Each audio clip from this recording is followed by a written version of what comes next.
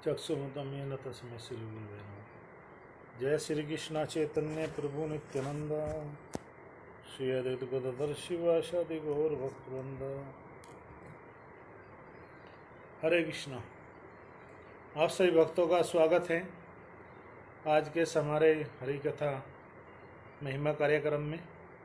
और परम भगवान से हम आप सभी भक्तों के मंगल में यशस्वी तथा पुण्यवान जीवन की प्रार्थना करते हैं कि आप सभी भक्तों को कृष्ण परिवार खूब फले फूले और भगवान श्री हरि के चरणों में आपकी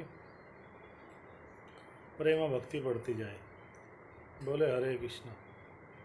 तो हम आज आप भक्तों के सामने जो है वंदनम अर्थात भक्ति की जो 9 विधियाँ बताई है, वो 9 विधियों में से एक है भगवान को जो पाने के जो 9 विधि है, 9 तरीके और रास्ते हैं, उनमें से एक है वंदनम, भगवान को वंदना करना। कि जिस प्रकार से हम वंदना करेंगे अच्छी तरह से भगवान की, इतनी भगवान जल्दी प्रसन्न होते हैं। वंदन मतलब गुणगान करना, प्रार्थना करना और भगवान को रिझाना। तो ये वंदनम का एक पार्ट होता है कि भगवान को हम कैसे और अधिक अच्छे शब्दों से रिझाए, कैसे हम उनको प्रसन्न, क्योंकि जब हम भगवान को और प्रसन्न करते हैं तो भगवान का जो भक्तों का जो भाव है ये हमें बताता है कि हम भगवान के साथ और अपने प्रेम के संबंधों को जोड़ सकते हैं। अर्थात जो वंदन है, जो भगवान की चरणों की वंदना है, यानी कि भगवान के चरणों को धोना, उनको प्रणाम करना, उनको भगवान के चरणों में लेटना, उनको नमस्कार करना, paying obeisance at the lotus feet of the supreme lord, परम भगवान के चरणों में अपना जो है सर्वस्व अर्पण कर देना। तो ये भक्ति की हमारी भाव को प्रकट करता है कि हम जितने अधिक भगवान के प्रति आसक्त होंगे, इतने ही हम बार बार भगवान को वंदना करेंगे, बार बार उनको प्रणाम करेंगे। रघुनाथ दास गोस्वामी जी जो थे वो एक दिन में 1000 प्रणाम करते थे, दंडवत प्रणाम करते थे किसको? वैष्णव को। तो हमारा ऐसा भाव होना चाहिए। अब हमारा चलो ऐसा भाव नहीं है कि हम 1000 प्रणाम डेली कर सके भगवान को या भगवान भक्तों को, तो कम से कम देखने पर तो हमें करना ही चाहिए। ब्राह्मण को, गाय को, तुलसी को, पीपल को, बरगद को, ये जितने भी शुद्ध सात्विक जो चीज़ें हैं, मंदिर है, भगवान का विग्रह है, गाय हैं, इन सबको देखने से हमें, अगर हम जो है लेट करके प्रणाम नहीं कर सकते, हम जा रहे हैं, बहुत सारे लोग कह सकते हैं कि हम ऐसी स्थिति में हो सकते हैं कि हम प्रणाम करने नहीं सकते, प्रणाम नहीं किया जा सकता, तो उस समय क्या करना चाहिए? उस समय बड़ा सिंपल है। उस समय कुछ भी मत करो, बस केवल आप जो है मानसिक प्रणाम कर लो। दूर से देखो और दूर से देख करके वो मानसिक जो प्रणाम है उसको करोगे तो वही फल आपको मिलेगा एज इट इज जो आपको और अन्य प्रणाम करने से मिला है। तो ये भाव रखना इस तरह का कि हम भगवान के भक्तों के, भगवान के जो साधुजन हैं उनको प्रणाम करें, उनकी वंदना करें, उनको नमस्कार करें और उनसे हम जाने भक्ति का भाव कि हम और कभी अधिक अच्छी तरह से कैसे जो है हमारे हृदय के अंदर कृष्ण प्रेम आए, कैसे हम और अधिक विनम्र बने। इस संसार में आज देखने में आ रहा है कि लोग धन, पद, प्रतिष्ठा के लिए भाग रहे हैं। संसार के लोग बहे जा रहे हैं, भागे जा रहे हैं। और श्रील प्रभुपाद जी कहा करते थे कि धोखा देना किसी को, किसी का धन लूटना, चोरी करना, ठगी करना और किसी का अपमान करना और किसी की हत्या कर देना, किसके लिए? कम से कम जिंदा रहने के लिए, और उसकी भी कोई गारंटी नहीं है। प्रभुपाद जी की जो छोटी बुक्स है, स्मॉल बुक्स है कृष्णा की ओर, उसमें प्रभुपाद जी लिख रहे हैं, पीछे बैक कवर में लिखा होता था, पहले कहते थे कि संसार में हम बहुत सारे विज्ञापन देखते हैं सुख के कि ये करने से ये मिलेगा, ये करने से मिलेगा, लेकिन वो सारे विज्ञापन देखने पश्चात भी हमें वास्तविक सुख नहीं दिखाई देता। वास्तविक सुख जो है, रंच मात्र जो है, इस संसार में अगर कहीं है भी सुख या लोग सुखी है भी तो वो भगवान श्री हरि के भक्त है। उनके पास वो सुख है, वो भी सैंपल मात्र है, सैंपल है उनके पास में भी, उनके पास भी पूरा सुख नहीं है। लेकिन इस जगत की अपेक्षा उस असली सुख का जो नमूना है जो भी थोड़ा डोज है, जो फॉर्मूला है, वो उन भक्तों से आप प्राप्त कर सकते हो, वो उनके पास मिल सकता है। बाकी बाहरी जगत में वो सुख का फॉर्मूला, वो सुख का या जहाँ आनंद का जो विषय है वो मिल ही नहीं सकता। आप कितना भी प्रयास क्यों ना करो, लाखों हजारों डॉलर खर्च खर्च करने पश्चात भी हमें वो आनंद, वो शांति, वो भक्ति नहीं मिल सकती जो केवल एकमात्र हम भगवान हरि के, भगवान श्री हरि के चरणों में क्या करने से, वंदना करने से, केवल प्रणाम करने मात्र से, केवल उनको अपना सर्वस्व न्योछावर करने से, अर्पण करने मात्र से जो सुख, जो आनंद, जो आत्मिक शांति हमें मिल सकती है भगवान श्री हरि के भक्तों के चरणों में। तो भक्तों के चरणों में जो शांति है, जो आनंद है, तो वो प्राप्त करना बड़ा सरल है। कैसे?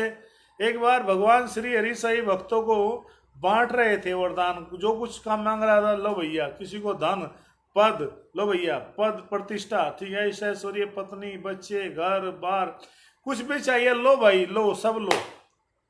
तो सब लोग लेते जा रहे थे। तो माता लक्ष्मी ने पूछा, प्रभु आप इन सबको ऐसे लुटाते जा रहे हैं, सब कुछ देते जा रहे हो, तो आपके पास तो कुछ बचेगा नहीं। जब आप सब कुछ ऐसे लोगों को सबको लुटा दोगे तो आपके पास फिर कौन आएगा? आपकी कौन प्रार्थना करेगा, कौन प्रेयर करो, कौन आपकी भक्ति करेगा, कौन नाम लेगा? भगवान ने कहा, देवी चिंता मत मानो, जब ये संसार के सारे भोग भोग करके थक जाएंगे, परेशान होएंगे, रोएंगे, चिल्लाएंगे, तब अंत में आकर के मैं से कहेंगे, हे प्रभु हमें शांति दो, हे प्रभु हमें शांति प्रदान करो। तो शांति केवल आ सकती है भगवान हरि के भक्तों का केवल संग करने मात्र से, केवल उनके विषय में, भगवान के विषय में सुनने मात्र से, उनका संग करने मात्र से वो असली शांति हमारे जीवन में आ सकती है। जो हम सही भक्तों का संग करेंगे, उनकी वंदना करेंगे, उनसे प्रार्थना करेंगे, भगवान श्री हरि का गुणगान सुनेंगे, तो हम बिल्कुल सुखी हो सकते हैं। इस संसार में अन्यथा, इस संसार में सुखी रहने का और कोई फॉर्मूला है ही नहीं। अगर कोई बाहरी रूप से कहता है कि मैं सुखी होना चाहता हूँ या मैं सुखी हूँ, तो केवल बाहरी रूप से बनावटी सुख हो सकता है, वो वास्तविक सुख इस संसार में नहीं हो सकता। वास्तविक सुख जब भी होगा संसार में, वो केवल और केवल भगवान के भक्तों के पास में होगा। भगवान के भक्तों के पास में जो वो सुख होगा, तो वो हमें असली आनंद और प्रेम प्रदान कर पाएगा। तो इसलिए आनंद और प्रेम प्राप्त करने का सबसे सरल फार्मूला है भगवान के चरणों की वंदना की जाए। जैसे कि अभी जन्माष्टमी आ रही है, तो भगवान की एक लीला याद आती है कि भगवान जब ब्रज में रह रहे थे, तो कंस ने उनको मारने के लिए क्या किया था, जो है योजना बनाई थी कि मैं कृष्ण और बलराम को मार दूंगा, क्योंकि ये दोनों मेरे शत्रु है, ये कहीं मुझे ना मार दे। तो जो है कंस ने भेजा था क्रूर जी को और कहा था कि जाओ और ब्रज में जो कृष्ण बलराम है उनको लेकर के आओ। बहुत सुंदर रथ भेजा था, नया रथ, और बहुत सुंदर जो है उसके ऊपर ध्वजा थी। और अक्रूर जी जब ब्रज में गए, तो अक्रूर जी का रथ देख करके जो ब्रजवासी थे, जो गोप गोपियाँ थे, उनको थोड़ा सा आश्चर्य हुआ कि अक्रूर जी क्या लेने आए हैं। पहले तो नहीं आते थे, जरूर इसके पीछे ना कुछ कोई प्रयोजन है, तो पता करना चाहिए अक्रूर जी क्यों आए हैं। तो अक्रूर जी के पास गए, अक्रूर जी से पता किया, तो पता लगा कि अक्रूर जी कृष्ण बलराम जी को लेने आए हैं। कृष्ण बलराम जी को क्यों लेने आए हैं? क्योंकि कंस ने धनुर जो है यज्ञ पूजा कराई है, और वहाँ पर 2 दिन बाद वो वापसी आ जाएंगे। तो जो सभी जो गोपियाँ थे बड़े परेशान हुए, ब्रजवासी जो भक्त है भगवान के प्रेमी भाव के, उन सब ने कहा कि कृष्ण हमसे जा रहे हैं, दूर जा रहे हैं, अर्थात हमारे प्राण हमसे जा रहे हैं, ये हम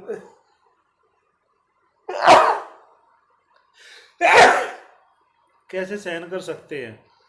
अर्थात भगवान तो हमारे प्राण है, हमारे शरीर में अगर कुछ भी जो चल रहा है भगवान के ही कृपा से चल रहा है। तो भक्त जो हमेशा कुछ भी उसके पास होता है, वो केवल भगवान को ही अर्पण करना चाहता है, तो भगवान को ही प्रदान करना चाहता है। भक्त का हमेशा एक ये गुण देखा गया विशेष रूप से। जहाँ भौतिकवादी जब उनके पास धन होता है, प्रतिष्ठा होती है, तो वे सब कुछ श्रेय अपने आप को देते हैं, अपनी योग्यता को, अपने धन को, अपने पद को, अपनी प्रतिष्ठा को, अपने मस्तिष्क को, अपने संबंधियों को। लेकिन भक्त वही सब श्रेय जो है अंतोतगत्वा भगवान को देता है, क्योंकि सब कुछ प्रदान करने वाले भगवान है। अगर भगवान की कृपा हट जाए तो सब कुछ जो है चला जाएगा। उसी तरह भक्त जो है तो अक्रूर जी जब उनको लेकर जाना चाह रहे तो ब्रजवासी लोगों ने भगवान के रथ को रोक लिया। जब अगले दिन जो है, क्योंकि गए बैठे तो ब्रज में गए तो नंद बाबा के महल में गए। नंद बाबा ने बहुत सुंदर स्वागत किया। सभी लोगों ने पूछा कैसे है, कृष्णा जी ने, बलराम जी ने पूछा कि कैसे हो, आपका स्वास्थ्य कैसे है, आप कुशल मंगल है, सब ठीक है, सब बताइए गुरु जी ने। और चर्चा करते रहे और कृष्ण बलराम जी को देखते रहे। तो बड़ा ही मनमोहक दृश्य था उस समय। और कृष्ण बलराम जी भी अक्रूर जी को देखते रहे, मन ही मन में मुस्कुराते रहे, क्योंकि भक्त और भगवान का संबंध था। भगवान अब समझ रहे थे कि हमें जो है ये ब्रज की लीलाओं को यहाँ पर जो है विराम दे करके हमें मथुरा, और मथुरा के बाद में जो है द्वारिका लीला शुरू करनी है, अर्थात द्वारिका जाना है। तो अगले दिन जब पूरी रात्रि में पूरी सूचना दी गई कि इस प्रकार से जो है बुलाया है कृष्ण बलराम जी को, जो है कंस ने 2 दिन बाद वापसी आ जाएंगे, तो जो है घबराने की आवश्यकता नहीं है। तो नंद बाबा जी और जो है यशोदा जी का भी थोड़ा सा मन दुखी हुआ, लेकिन नंद बाबा समझ गए कोई बात नहीं है, 3 दिन की बात है। लेकिन माता यशोदा को बड़ा दुख लग रहा था, क्योंकि उनको अपना बेटा कन्हैया जो है आज तक अकेला नहीं छोड़ा था। कन्हैया माता के पास ही रहता था, उनके हाथ से ही खाता था, वही खिलाती थी। सुबह सुबह जो बहुत सुंदर जो गायें थी हैं, जो सुगंधा जो गायें थी, जिसके दूध जो है हरी सुगंधी घास खाती थी, उसके दूध में से भी खुशबू आती थी। उसका विशेष रूप से माखन बनाती थी माता यशोदा, और वो कन्हैया के लिए स्पेशल बना करके अलग से रखती थी, और भगवान को बहुत सुंदर भाव से जो खिलाती थी। तो भगवान भी बड़े सुंदर भाव और चाव के साथ में उस माखन मिश्री को ग्रहण करते थे, पाते थे। तो माता यशोदा और कृष्ण का जो है जो इंटरनल जो संबंध था प्रेम का, वो बड़ा दिव्य स्तर पर था। तो माता यशोदा को भी इस बात की चिंता थी कि मेरा कन्हैया अगर दूर चला गया तो मैं किसको माखन खिलाऊंगी, मैं कैसे उसको प्रेम करूंगी, और कन्हैया कैसे आएगा, वापसी आएगा नहीं आएगा, कभी हमें भूल तो नहीं जाए। ये सब भाव माता यशोदा के मन में आ रहे थे। तो एक तरह से माता यशोदा जो है कृष्ण बलराम को अपने से दूर नहीं करना चाह रही थी। लेकिन नंद बाबा ने समझाया कि देवी मेहर जो है, आप घबराओ मत, कृष्ण और बलराम जल्दी आ जाएंगे धनुष यज्ञ में से। तो इस तरह से कृष्ण बलराम जी के चलने की तैयारी हुई। जब चलने की तैयारी हुई तो सभी लोग ब्रजवासी जो है प्रतीक्षा कर रहे थे कि भाई कृष्ण बलराम जी की विदाई हो रही है, हम कैसे रहेंगे, उनके बिना कैसे जिएंगे। जैसे ही भगवान रथ में चढ़ने लगे तो जो है गोपियों ने जो लगाम थी वो खींच ली घोड़ों की, और कहा कि कृष्णा अब तुम जो है जा रहे हो हमें छोड़ करके, अब हमें कब वापसी आओगे। तो कृष्ण ने कहा कि कोई बात नहीं, आप घबराओ मत ब्रजवासी हो, मेरा हृदय तुम्हारे पास है, मैं अपना मन तो आप लोगों के पास छोड़ करके जा रहा हूँ। अर्थात भगवान ने अपना जो मन था वो ब्रजवासियों को दे दिया, अपने भक्तों को वो अपना मन प्रदान कर दिया। जैसे ही भगवान ने अपना मन ब्रजवासियों को दिया, उनको प्रदान किया, तो जो है भगवान इस प्रकार से विदा लेकर कहने गए, बोलते भी भक्त की आवन कह गए अभू न आवो, जानो फिर कितनी देर लगाओ। कि आज श्यामा तो ये गले से लगा लूं, तो ये नैनन में मैं बसा लूं। हे श्याम, हे कृष्णा, मैं तुम्हें गले से लगा लूं, क्योंकि तुम आवन कह गए, आवन आने के लिए कह गए थे, लेकिन अभू ना आए, अभी तक आप वापसी नहीं आए, जाने फिर कितनी देर लगाए। अब हमें नहीं पता आप कितने देर लगाएंगे, आप कब आएंगे, आएंगे भी नहीं आएंगे, तो आप हमें बिल्कुल बताइए। हम बहुत ही जो है दुखी है, आपके विरह में रो रहे हैं, चिंतित है। हे कृष्णा, हमारे ऊपर कृपा कीजिए, और हम जो है संसार में जो है ज़्यादा रहना नहीं चाहते, क्योंकि संसार में यदि आप ही नहीं हमें मिलेंगे, आपका प्रति हमारा भाव, आपके प्रति हमारा प्रेम नहीं होगा, तो हम कैसे जिएंगे, और हम जी करके इस जगत में क्या करेंगे। हम जो है आपके ही आश्रित रहना चाहते हैं, आपके ही जो है अधीन, आपकी ही कृपा के वशीभूत होकर के इस जगत में रह रहे। नहीं तो हमारा कोई रहने का कोई उद्देश्य नहीं। वास्तव में सही भी है, जो भक्त होते हैं उनका इस जगत में रहना कोई विशेष प्रयोजन नहीं होता। देखो, जिस वस्तु को पाने के लिए संसार के लोग मारे मारे फिरते हैं, भटकते हैं, अच्छी जॉब के लिए, मतलब अच्छी पढ़ाई करेंगे फिर अच्छी जॉब मिलेगी, अच्छी जॉब मिलेगी तो धन आएगा, धन आएगा तो अच्छी पत्नी होगी, पत्नी अच्छी मिलेगी तो फिर बच्चे, संतान, ये सब के लिए।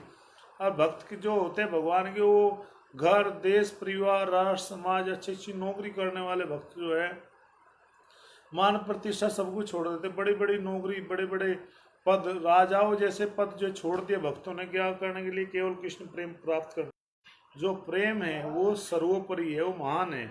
उस प्रेम को प्राप्त करके भक्त जो है संसार में आनंद से रहता है, आनंद से रहना चाहता है।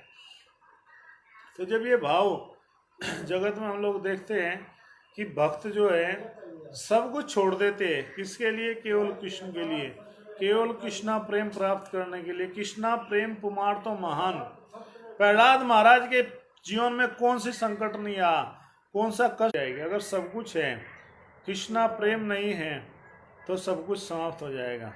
और सब कुछ है हमारे पास में, लेकिन कृष्णा नहीं। इसलिए भगवत गीता में जो है 3रे अध्याय में प्रभुपाद जी लिखते हैं, यदि संसार में सब कुछ खो करके भी, सब कुछ चुकाने के पश्चात भी यदि आपको कृष्णा प्रेम मिलता है, कृष्णा की भक्ति मिलती है, कृष्णा की कृपा मिलती है, तो वो दुनिया की सबसे सस्ती वस्तु है, उसको खरीद लो अभी। चाहे इस कृष्ण प्रेम को प्राप्त करने के लिए, भगवान की भक्ति, भगवान की कृपा प्राप्त करने के लिए जिस जिस कार्य के लिए संसार में हम लोग आए हैं, इस संसार में कोई दूसरा कार्य करने के लिए नहीं आए, हाय संसार एक कार्यकलाप है। देखने में कभी कभी भक्त लोग भी ऐसे मिलते लगते हैं कि संसार के लोग होते जैसे ये भी हमारे जैसे ही है, लेकिन वो नहीं जानते। जैसे अभी जन्माष्टमी का सेवा चल रहा है तो भक्त लोग कॉल करते, बात करते, लोगों से कहते हैं कि भगवान के लिए कुछ जो है सेवा कीजिए। तो लोग ये सोचते हैं कि देखो देखो ये साधु होने से क्या फायदा हुआ उनका है कि घर बार छोड़ दिया, नौकरी सब छोड़ दिया, फिर भी ये मांग रहे हैं। लेकिन वे मांग नहीं रहे, एक्चुअली भक्त भिखारी नहीं है, वे भगवान की कृपा आपको देना चाहते हैं। जितने भी ज़्यादा अच्छी तरह से आप सेवा करेंगे तो भगवान की इतनी मात्रा में ज़्यादा आपको कृपा मिलेगी। तो भक्त चाहता है कि भगवान की जो कृपा है वो सभी लोगों तक मिले, सभी लोगों तक जाए, जन जन तक जाए, सभी लोगों को कृष्णा की कृपा मिले। तो कृपा देने के लिए, वो कृपा भगवान की प्रदान करने के लिए भक्त हमेशा यही प्रयास करता है कि सभी जीवों तक भगवान की कृपा पहुंचे, सभी जीवों तक भगवान का प्रेम पहुंचे। तो वो कृपा या प्रेम प्राप्त प्रदान करने के लिए भक्त सभी लोगों को भगवान की सेवा में जोड़ना चाहते हैं, भगवान की सेवा में लगाना चाहते हैं। तो उसको हमें कभी गलत अर्थ नहीं निकालना चाहिए। तो जबकि अगर हम सेवा नहीं करेंगे, हम भक्ति नहीं करेंगे, भक्त लोग तो करते ही है, वो इस पूरे मानव जगत के लिए, पूरी मानव जाति के लिए लोगों को जो है कृष्णा का प्रेम प्राप्त कराना चाहते हैं, कृष्णा प्रेम प्रदान करना चाहते हैं, ताकि जगत के लोग उस कृष्णा प्रेम को जो है पा करके इस संसार में सुखी हो सके, उस प्रेम के द्वारा लोग अपने जीवन का लाभ उठा सके, भगवत भक्ति का लाभ उठा सके। तो भगवत भक्ति का लाभ, वो कृष्णा प्रेम का लाभ, वो जग जग तक पहुंचे, जन जन तक पहुंचे, हर व्यक्ति तक पहुंचे। व्यक्ति उस कृष्णा प्रेम के बिना अछूता ना रहे, वो कोई भी व्यक्ति ये ना बाद में वंचित ना रह जाए, कोई ये ना कहे कि हाय हाय हे हरि हरि हरि विफले जन्म गवाइनु, मनुष्य जन्म पाइयो राधा कृष्णा भजियो, जानी भी सुनी भी विष खाइनु।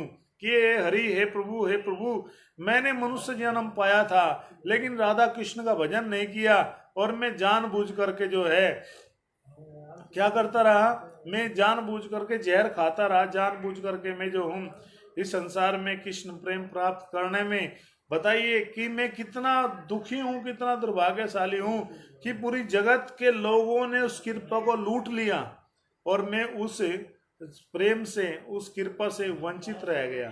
तो कोई भी जगत का व्यक्ति, कोई भी संसार का व्यक्ति उस प्रेम से वंचित ना रह जाए, उस भगवान की कृपा से वंचित ना रह जाए। इसलिए पूरे जगत में भक्त लोग जो है घूम घूम करके हरिनाम करते हैं, लोगों को प्रसाद बांटते हैं, लोगों को कथा देते हैं, लोगों को जो है ग्रंथ देते हैं, ग्रंथों का वितरण करते हैं, सभी लोगों तक ये प्रेम प्रेम पहुंचाना चाहते हैं, कृपा पहुंचाना चाहते हैं पूरे जगत की, ताकि पूरे जगत के लोग इस कृपा को, इस प्रेम को समझ सके, इसको प्राप्त कर सके। यही भक्तों का एकमात्र इस संसार में लक्ष्य है, यही मात्र उद्देश्य है, और कोई दूसरा उद्देश्य है ही नहीं भक्तों का कि संसार में वो क्यों रहना चाहेंगे। क्योंकि संसार जो है, प्रभुपाद जी कहते हैं कि शिला प्रभुपाद जी के जो गुरु महाराज जी है शिला भक्ति सिद्धांत जी, वो कहा करते थे कि संसार जो है किसी सभ्य व्यक्ति के रहने का स्थान नहीं है। अर्थात जो एक सभ्य व्यक्ति होगा वो संसार में रहना नहीं चाहेगा, बल्कि वो संसार से निकलना चाहेगा एक सभ्य व्यक्ति। तो एक सभ्य व्यक्ति का कर्तव्य है कि वो संसार में ज्यादा न फंसे, बल्कि भगवान के चरणों की वंदना करे, भगवान के भक्तों का संग करे। और हरि हरि विफले जन्म गवाइनु, मनुष्य जन्म पाइयो राधा कृष्णा भजियो।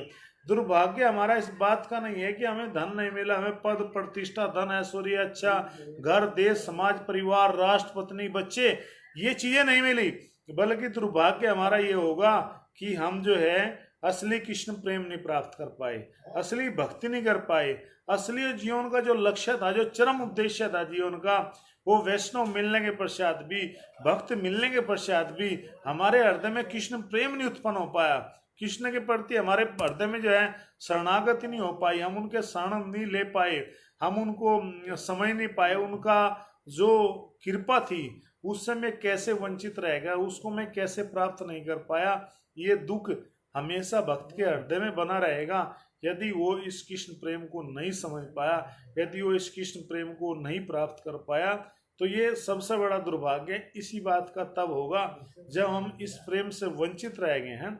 कुतो अष्टमी वंचिता वंचिता, कह रहे कि संसार में मैं कैसे वंचित रह गया, कैसे मैं वंचित रह गया। उस वंचित होने से बचने के लिए यदि हम वास्तव में कृष्ण की कृपा प्राप्त करना चाहते हैं, कृष्ण का प्रेम प्राप्त करना चाहते हैं, इस जगत के लोगों को वास्तव में यदि हम सुखी देखना चाहते हैं, इस संसार में या वास्तव में हमें यदि कुछ देना चाहते हैं, वो कृष्ण प्रेम है। कृष्णा प्रेम पुमार तो महान। इस संसार में सर्वोपरि जो वस्तु है वो भगवान की भक्ति है, भगवान की कृपा है, जिसको हम पूरे जगत में बांट सकते हैं, पूरे जगत के लोगों को दे सकते हैं। और जब हम इसको बांटेंगे तो दुनिया के हम सर्वाधिक दानी माने जाएंगे। यानी कि ये प्रेम इतना महान है, ये कृपा इतनी बड़ी है कि जो इसको जितना बांटेगा, जितनी ज्यादा मात्रा में इसको बांटेगा, ज्यादा मात्रा में दूसरों को देगा, उसकी झोली सवते इतनी और ज्यादा भरती जाएगी, इतनी और ज्यादा भरती जाएगी। उसकी झोली कभी भी खाली नहीं होने वाली, उसकी झोली कभी भी कम नहीं पड़ने वाली है। अगर विश्वास नहीं है तो स्वयं करके देखिए, खुद इसको रियलाइज किए अपने जीवन में, और फिर देखिए कोई भी संसार की वस्तु हम लेंगे तो उसकी एक लिमिट होती है, उसकी एक सीमा होती है। वो कुछ समय के पश्चात धीरे धीरे धीरे धीरे जो है क्या हो जाती है, वो समाप्त होने हो जाती है, अंत में सब कुछ खत्म हो जाएगा।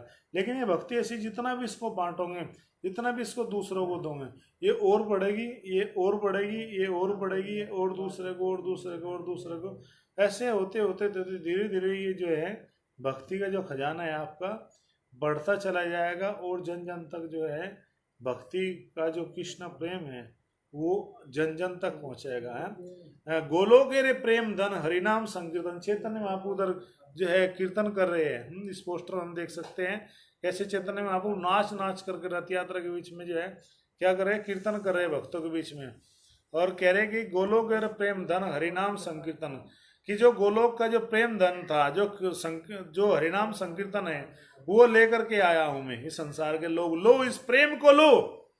जब चैतन्य महाप्रभु बनारस में हैं, काशी में हरिनाम संकीर्तन का प्रचार कर रहे थे, तो उस समय मायावादियों के सबसे बड़े जो गुरु थे, मायावादी का मतलब है कि जो भगवान को निराकार मानते हैं, वो भी सन्यासी थे, प्रकाशानंद सरस्वती जी, उनके जो है 16,000 सन्यासी शिष्य थे। कोई ऐसे जर्नली इधर शिष्य नहीं थे, गृहस्थ थे, वैसे सन्यासी, बल्कि जिन लोगों ने रियलाइजेशन ऑर्डर ऑफ लाइफ, सन्यास, जिन लोगों ने भगवान के लिए सब कुछ त्याग दिया है, डंडे वाले सन्यासी, ऐसे 16,000 सन्यासियों के गुरु थे।